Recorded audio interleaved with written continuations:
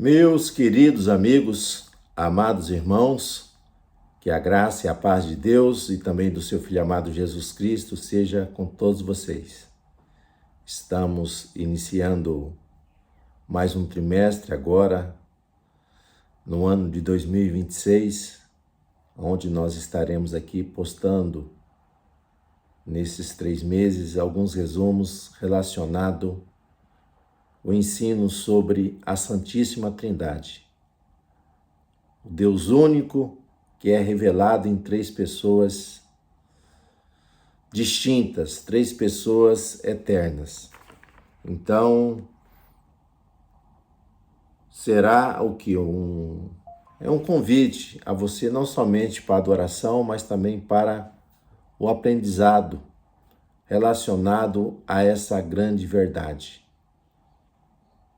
Que Deus, Ele é uma só essência, mas composto de 3 pessoas dentro dessa unidade divina chamada Trindade. Então nós vamos estudar a respeito disso para que você tenha um conhecimento melhor a respeito do seu papel como cidadão do Reino dos Céus e também como membro da Igreja de Cristo, da qual ele voltará para buscar aqueles que são seus. Então essa primeira lição, ela está relacionada a uma introdução sobre o mistério da Santíssima Trindade. E o texto escolhido para que nós possamos trazer esse estudo está em Mateus capítulo 3, verso 13 ao verso 17, aonde Jesus vai até o Jordão para ser batizado ali por João, e há uma relutância de João em batizar Jesus, mas Jesus é batizado após o mergulho ali no Rio Jordão. Quando ele submerge, ele se levanta, nós vamos ver que o céu vai se abrir e o Espírito Santo vai descer como uma forma corpórea de uma pomba sobre Jesus, e haverá um brado no céu dizendo: "Este é o meu Filho amado, em quem eu tenho muito prazer".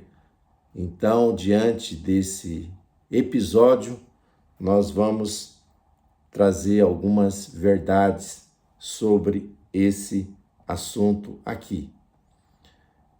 Então, ao descer ao Jordão, nós vamos ver que Jesus ele vai confirmar o seu compromisso com o plano eterno da salvação da humanidade.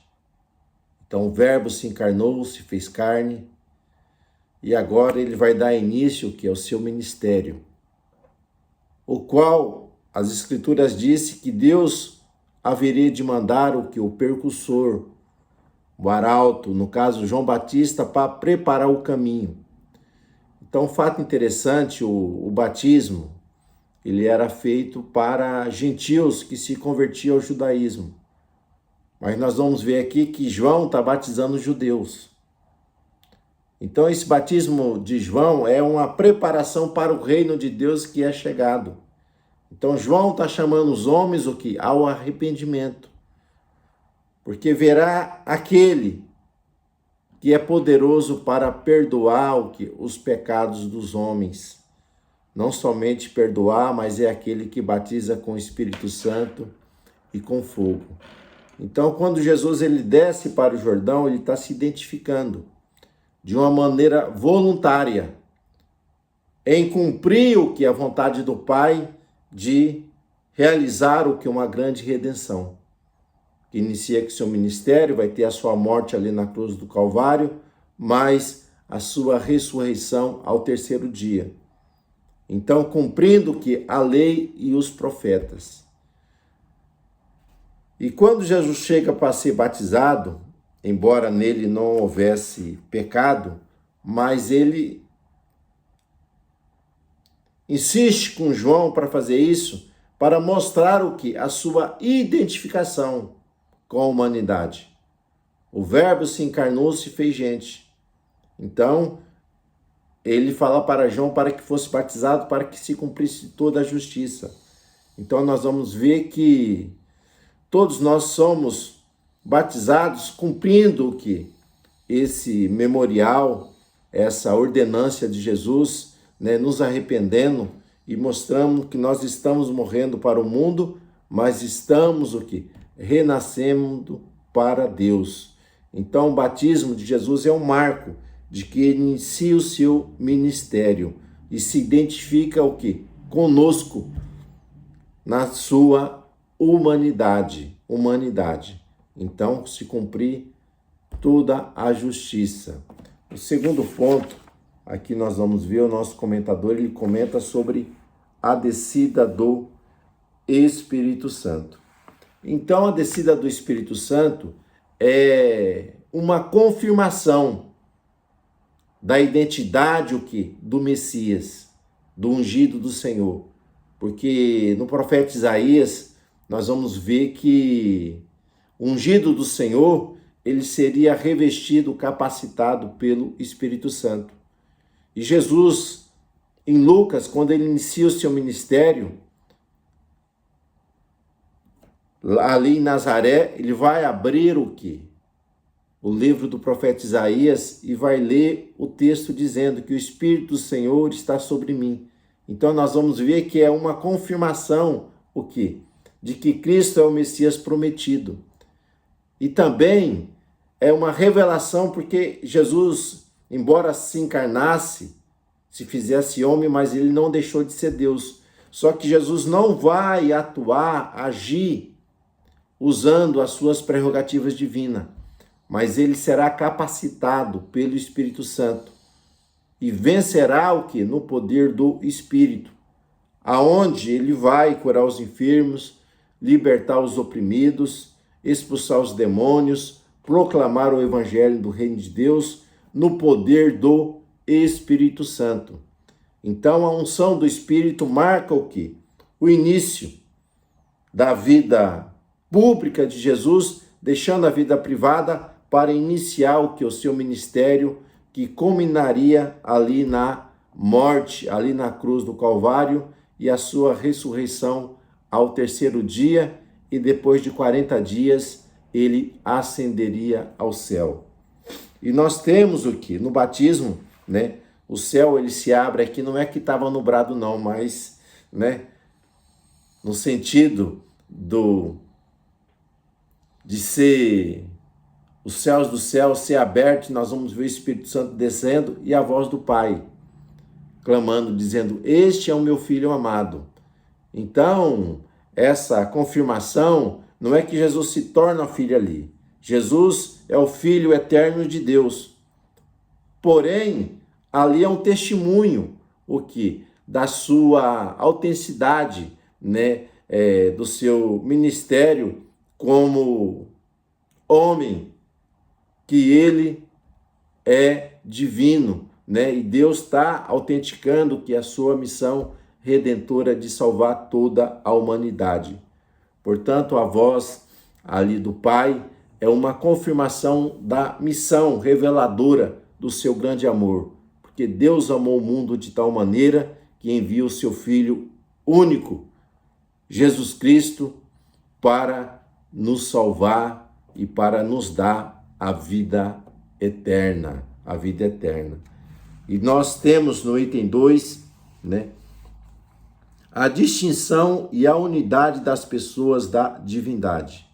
Então, Deus é uma só essência, né? Vou mostrar essa essência. Deus é divino. Jesus, quando manda batizar, ele fala: batizar em nome do Pai, do Filho e do Espírito Santo. Então, uma só essência. Um só ser divino. Mas subsistente o quê? Em 3 pessoas diferentes. O Pai, o Filho e o Espírito Santo.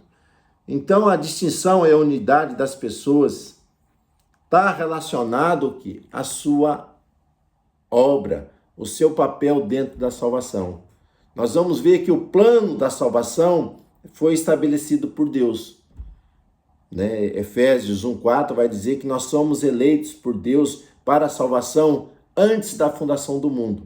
Então Deus já havia planejado e elegido aqueles em Cristo Jesus para serem salvos. Então Deus planejou que a salvação. E o Filho, ele é o executor. Por ser o executor, ele é o autor da salvação. Quem nele crê tem a vida eterna, mas quem não crê já está condenado. Então Jesus assume o papel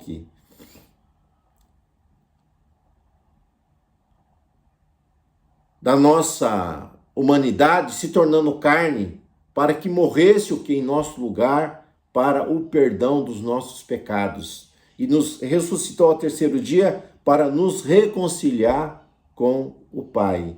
Então Jesus, ele executou a obra expiatória da salvação ali na cruz do Calvário, vencendo a morte e voltando para o Pai.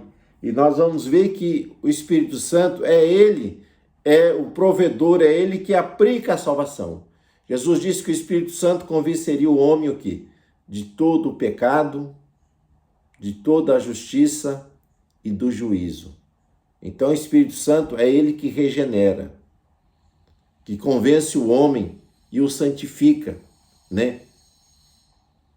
Selando ele como um discípulo, como servo do Senhor, nos levando à unidade com o Pai. E nós vemos essa distinção dessas unidades divinas já na Antiga Aliança. Não é bem de uma forma clara, mas nós vamos ver através dos termos que é trazido ali. Quando nós vamos encontrar o primeiro versículo das Sagradas Escrituras, né? Nós vamos ver que no princípio criou Deus os céus e a terra. Só que essa palavra ali, Deus, não é Eloá, mas ela é Elohim, ela é uma plural. Então, está escrito, no princípio criou Deus o céu e a terra. E nós vamos ver o pronome nós, plural, ele sendo colocado em muitos outros textos, né? Nós vamos encontrar na própria criação do homem, façamos o homem à nossa imagem e semelhança. Então nós temos ali uma pluralidade, ali nesse termo, unidade composta, plural. Nós temos também ali quando os homens se enveredam pelo caminho totalmente tortuoso, pecaminoso, né? Gênesis 3:20, né? Onde Deus disse, olha, o homem se tornou como um de nós. E depois nós temos na confusão, lá em Gênesis 11, das línguas, lá na Torre de Babel, onde Deus disse, olha, desçamos e confundamos. E também temos em Isaías, né? Capítulo 6, onde Deus se revela ao profeta, e Deus vai falar, quem que há de ir por nós? E nós temos ali o profeta Isaías dizendo, eis-me aqui. Então nós temos muitos textos no Antigo Testamento mostrando que há pluralidade da unidade divina dentro do Antigo Testamento. Embora essa revelação ela seja mais explícita dentro do Novo Testamento, mas no Antigo Deus já se revela como Deus Trino. Mas no Novo Testamento nós vamos ver isso de uma maneira mais clara, nessa manifestação, né? E entre essa, nós temos ali no próprio batismo de Jesus, onde nós temos a figura do Pai, a figura do Filho e a figura do Espírito Santo. E depois nós temos na forma do batismo, a forma batismal, que Jesus manda batizar em nome do Pai, do Filho e do Espírito Santo. E também nós temos na revelação da bênção apostólica, né? Que a graça de Jesus, o amor de Deus e a comunhão do Espírito Santo. E nós temos outras unidades também, né? Relacionado à salvação, que ela é estabelecida pelo Pai, né? Ela é executada por Jesus e ela é provida na vida do homem pelo Espírito Santo. Nós temos isso lá em 1 Pedro 1:2. Nós também temos o que é a unidade da diversidade de Deus, né? Lá em Efésios, existe um só Espírito, um só Senhor. Aqui está trazendo que é este título dado ao Messias, e um só Deus. Então nós temos de uma maneira clara essa evidência, né, da Trindade divina dentro das Sagradas Escrituras, Então o nosso comentador, ele fala sobre o desenvolvimento dessa unidade. Então, estudando a Bíblia Sagrada, nós vamos compreender que esse ensino, ele não é uma filosofia humana, nem de um estudo de uma teologia do primeiro século, né? Não, a Trindade surgiu, não. Embora a palavra Trindade, ela surja ali no concílio de Nicéia, mas nós vamos ver que já no Antigo e no Novo Testamento nós temos o que é esse ensinamento trazido dentro da própria palavra de Deus. Então, desde o Antigo, né, que Deus se revela como o único Deus, mas subsistente em três pessoas, Pai, Filho e Espírito Santo. No Novo Testamento nós vamos ver essa pluralidade, ela sendo muito, vamos dizer assim, clara quando é revelada dentro do Novo Testamento. Então, nós temos que tomar muito cuidado que com essa questão, o nosso autor aqui ele traz aqui sobre as implicações teológicas, né? Que é a negação da Trindade. Então, nós vamos ver que esses concílios, eles acabaram surgindo para combater algumas heresias que havia surgido ali no meio da igreja. Entre eles, nós temos o quê? O triteísmo, que é a crença que há três deuses separados. Mas isso aqui a gente quebra lá em 1 Coríntios 8:6. Existe somente um Deus. Então não há três deuses, há um Deus, mas subsistente em três pessoas: Pai, Filho e Espírito Santo. Depois nós temos a questão do unitarismo.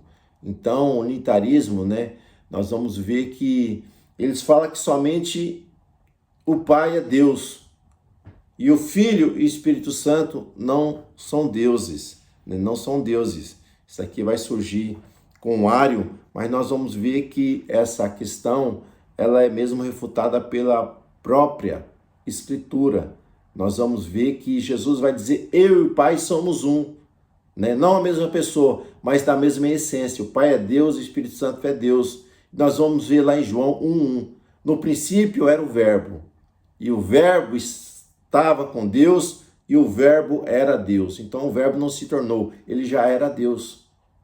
Ele apenas se encarnou, se fez gente, se fez homem para cumprir o que? O plano da salvação. E nós temos também a questão do Espírito Santo, Atos capítulo 5, acho que está no capítulo 5, nós vamos ver que ali o episódio de Ananias e Safira, onde o Espírito Santo ele é revelado como Deus, a terceira pessoa da Trindade. E também temos o unicismo, ou também chamado de modalista, onde eles falam, né, que só existe o que? Um Deus. No passado ele se manifestou com o Pai, né? Ali, para efetuar a salvação, se manifestou como Filho, e hoje ele se manifesta como Espírito Santo. Mas nós já trouxemos aqui, né, uma evidência de texto que mostra que existe um Deus, mas subsistente em três pessoas. E o exemplo clássico é o texto, né, da nossa lição, João 3, ou Mateus 3, do versículo 13 ao 17, que traz a pessoa bendita de Jesus, né, sendo batizada, o Espírito Santo descendo e o Pai falando, e ali nós temos, né, nesse cenário, 3 pessoas sendo reveladas ali. Então é fundamental nós compreendemos de uma maneira bíblica essa doutrina para que nós possamos, né, proteger a nossa integridade, da nossa fé, da nossa crença, porque a nossa salvação ela está estruturada o quê? No Pai que planejou, no Filho que executou e no Espírito Santo que opera a regeneração na vida do homem. Então essa doutrina nós estaremos estudando durante todo esse trimestre e eu te convido a nos acompanhar aqui para que junto nós possamos estar crescendo um pouco mais no conhecimento da palavra de Deus. Então que Deus vos abençoe, até uma próxima oportunidade, Deus assim permitindo, fique na paz.